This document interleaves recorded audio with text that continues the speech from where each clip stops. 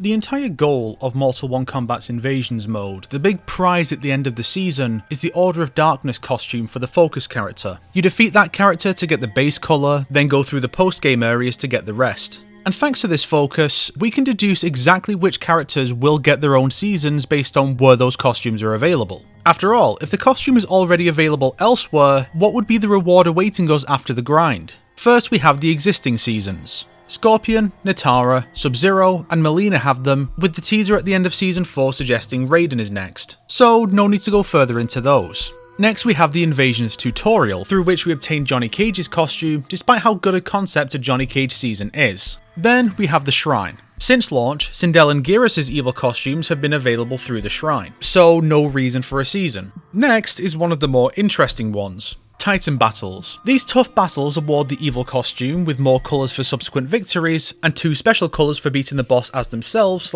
/ doing a fatality on them. So that's Baraka, General Shao, and Ashura not getting seasons. And Li Mei's confirmed to be getting one soon, so she's off as well. But there's more to it. Each season of Kombat League includes seasonal palettes for the evil costumes of 2 characters as exclusive rewards. Season 1 was Baraka and General Shao. Season 2 was Ashura and Li Mei.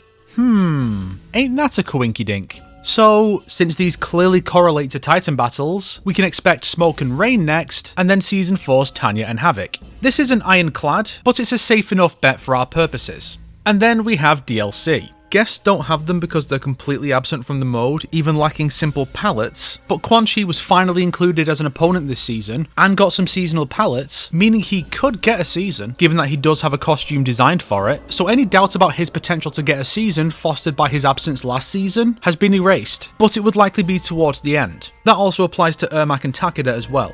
And this last one is more speculative than anything. Given that the premise of Invasions is an evil titan invading from another timeline, I think Shang Tsung would be redundant given the main story is about exactly that with him. This reasoning further supports Havoc not getting a season, since he's most likely doing this in the story expansion as well, and his seasonal palettes were given to Mileena for some reason. So, after removing existing seasons, story mode, the tutorial, the shrine, guests, and Titan battles and Kombat League hints thereof, the remaining candidates are Liu Kang, Kung Lao, Kitana, Reptile, Kenshi, Reiko, Quan Chi, Ermac, and Takeda.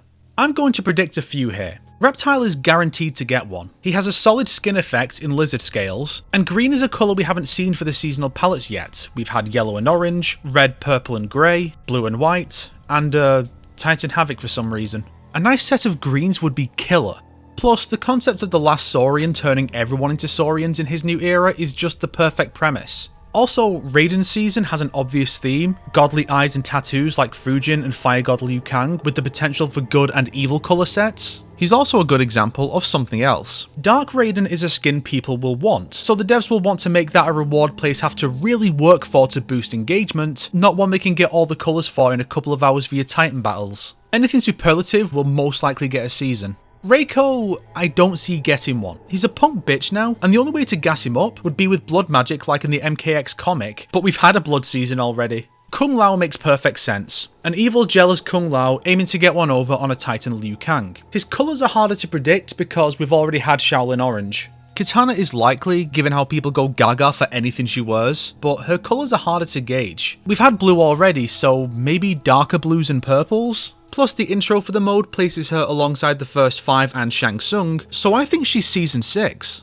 With the new tweaks for this season's palettes, Kenshi leading an army of blindfolded, tattooed warriors is actually pretty likely now. Ermac I can see getting one if we go with the idea of him being more of a hive mind, like in certain endings, and then the skin effects would be glowing green eyes and grey skin. Liu Kang is likely to be the last one, given he's also the Titan of the main timeline. Liu Kang versus Liu Kang is a fitting climax before the expansion drops. So where do we go from here? We're running out of seasons, so what next? Well, I suspect that we'll probably get repeats of the old seasons. But how do you encourage players to come back if they've already unlocked everything the first time? Well, you ever notice how the seasonal palettes are only for 2 costumes per character, with a few exceptions in Season 4? Or how cameos, despite palettes being their only customization, don't get them at all? I reckon they'll add those when Season 1 comes back around. But for the larger picture, I suspect we're looking at an Invasions 2.0 after the story expansion, using new costumes introduced in that story to prop up a new season of Seasons, where characters that would be obvious fits for Seasons but didn't get them in 1.0 will get them instead, like Kenshi, Tanya and Quan Chi, while those that did get them will be relegated to Titan battles and the like, such as Scorpion and Sub-Zero. My biggest hope for that is that if we don't get it as one of the 2 seasonal story mode skins for one of the seasons before then we'll get a Cyber Smoke season with cybernetic augmentation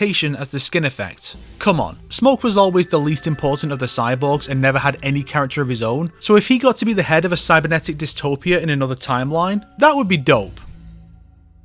If you liked this video, why not subscribe and support me on Patreon like these fine people here? If not, then make sure to share it with your enemies so they can suffer along with you.